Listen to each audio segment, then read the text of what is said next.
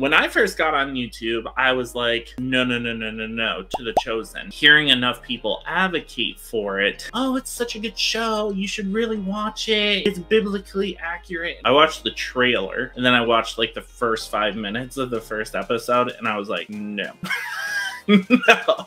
I did not get a good feeling from the jump. When they start including extra biblical narratives and extra biblical conversations, it's always going to lead to something bad. But because people are like, no, I just love this part because it shows Jesus is just love and he has these wonderful conversations, he has a sense of humor, they slip in these non-biblical narratives that are so heartwarming and they make Jesus so relatable. That way you will let your guard down when they do it later. Y'all, we should not be watching this because first of all, a Mormon distributor, and then everyone's like, oh, well, they don't hold to Mormon beliefs. My Bible says light has no fellowship with darkness. So why are we using a Mormon distributor? The distributor has a lot of say into what they distribute. Shocking, right? Shocking. Also, we have the main character who's playing Jesus as a Roman Catholic. My favorite thing about being Catholic is our understanding of the Eucharist and what it means for Jesus to be truly present in the Holy Communion. And it just makes everything about being Catholic make sense to me. First of all, I don't think anyone should be playing Jesus. And here's my reason for saying that. Not only it's a fallen man trying to portray an unfallen man, and that's so true, but there's a movie coming out by Lionsgate called Jesus Revolution, and it is starring the exact same actor that plays as Jesus in The Chosen. Now, originally, I thought it was going to be so much worse than it was because you have this guy, I thought he was playing Jesus in this film as well. And when you watch the trailer, it's like Jesus coming to the front door as a hippie. Turns out this is a real person. Turns out it's based off a real event. It sounds like they are chronicling the events that led into the Calvary Chapel movement with Chuck Smith. That's a whole story in and of itself, but that's not my main point here. I've had people say to me that when they picture Jesus or when they're praying to Jesus, the image of this man's face comes to mind. I'm not even shocked!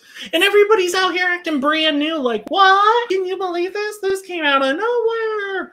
I'm like, uh-oh, gotta go. Uh-oh, gotta go. That's wrong. And now they take the association that they put on Jesus and they star him in other movies. They can put his face on any movie in the future. I got to play a heroin addict. People are going to associate him with the name Jesus. It's just a way of subtly introducing blasphemy. Come on, guys. It's pretty safe to say people should have had red flags from the jump. Shahar Isaac plays Simon Peter.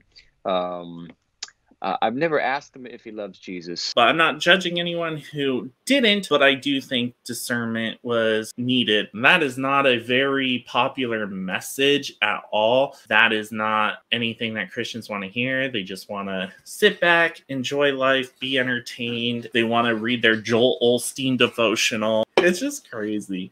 It's so crazy. And these are the things that get me called a legalist when I say, don't go support Hillsong. Don't go support Bethel. Don't go support Elevation. Don't go watch Redeeming Love. It's like, oh, Jordan, you're legalistic. Oh, you're just too harsh. Like, come on. It just doesn't make sense to me. We have to exercise discernment, and we have to stop calling people legalists just because they call this junk out. If you don't see the problem in that, I'm sorry. This channel's not for you. I'm just gonna say it. I have no problem. I mean, no one's wrong for wanting to be entertained. And I'm not saying that I don't ever watch movies, although this has nothing to do with me being a Christian. This just has me being a film snob. I just can't stand myself. But it's so hard to find good movies, good music. And honestly, it's sad. But there are some days that I will listen to secular music before I listen to some of these so-called Christian songs. And it's because it's just horrible doctrine. Blasphemy at times. It's just...